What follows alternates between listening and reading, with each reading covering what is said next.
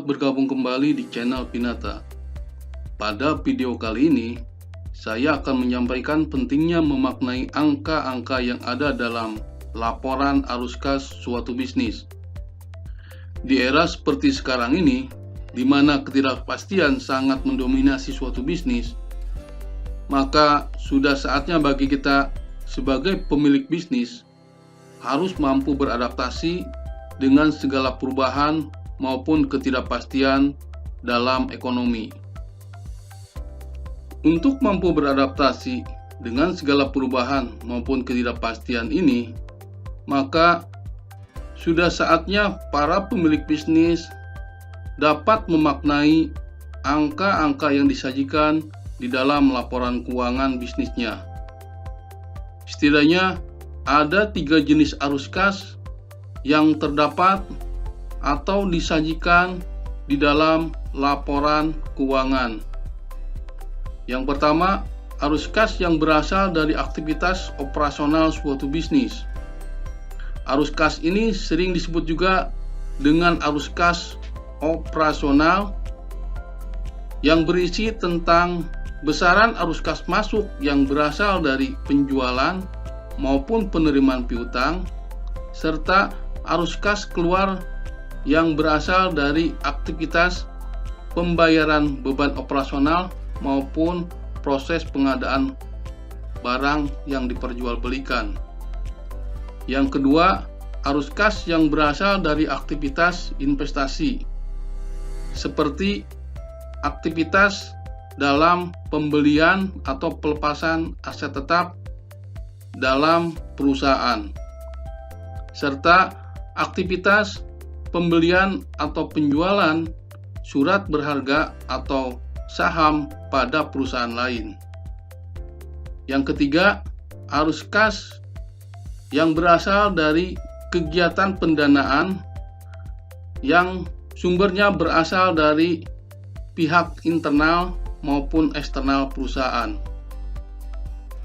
Berikut ini saya akan menyampaikan metrik siklus bisnis dan aktivitas arus kas. Setidaknya saya membaginya ke dalam 3 kategori, yaitu yang pertama, kategori bisnis yang baru dimulai atau yang baru dirintis atau disebut juga dengan startup. Yang kedua, bisnis yang sedang bertumbuh, dan yang ketiga, bisnis yang sudah mapan. Dari ketiga kategori tersebut, kita bisa melihat aktivitas arus kas dari masing-masing kategori. Kita bisa melihatnya dari unsur-unsur sebagai berikut. Yang pertama, kita bisa lihat dari unsur keuntungan yang diperoleh. Pada perusahaan startup, keuntungan yang diperoleh masih menunjukkan hasil yang negatif. Dalam artian, pada perusahaan startup, bisnisnya masih dalam kondisi merugi. Sementara untuk perusahaan yang sedang bertumbuh maupun yang sudah mapan, tingkat keuntungan yang diperoleh menunjukkan hasil yang positif. Yang kedua, dilihat dari arus kas operasional. Maka pada perusahaan startup, arus kas operasionalnya menunjukkan hasil yang cenderung masih negatif. Mengapa demikian? Karena pada perusahaan startup, arus kas operasional lebih banyak digunakan untuk kegiatan menutup beban operasional di tahun-tahun awal bisnis yang dijalankan. Sementara pendapatan yang diperoleh masih belum mampu menutup beban operasionalnya. Sementara pada perusahaan yang sedang bertumbuh maupun yang sudah mapan, arus kas operasionalnya cenderung menunjukkan hasil yang positif.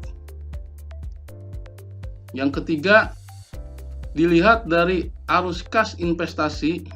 Pada perusahaan startup, arus kas investasi masih menunjukkan hasil yang negatif.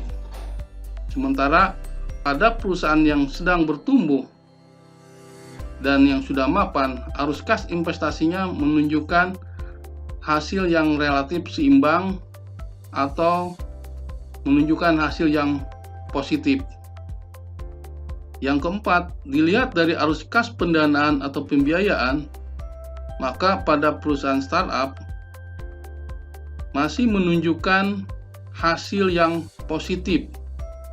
Mengapa demikian? Karena di awal-awal pada fase perusahaan startup sangat memerlukan suntikan dana yang cukup besar untuk memastikan bisnisnya bisa berjalan.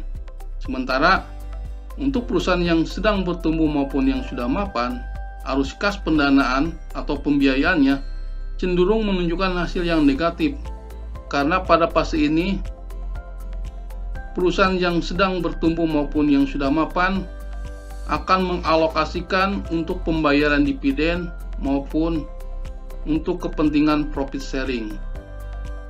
Dari penjelasan ini, maka kita dapat mengambil kesimpulan bahwa untuk menjaga likuiditas bisnis bagi perusahaan startup maupun perusahaan yang sedang bertumbuh, disarankan agar mampu menjaga arus kas operasionalnya. Mengapa demikian?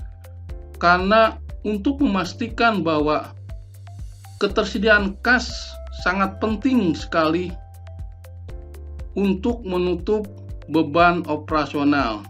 Sementara bagi perusahaan yang sudah mapan, biasanya arus kas bersihnya sudah menunjukkan hasil yang sangat positif, sehingga pada perusahaan yang sudah mapan, arus kas relatif lebih terjaga dan lebih stabil. Semoga pembahasan singkat ini dapat memberikan insight dalam memaknai angka-angka yang ada di dalam laporan arus kas.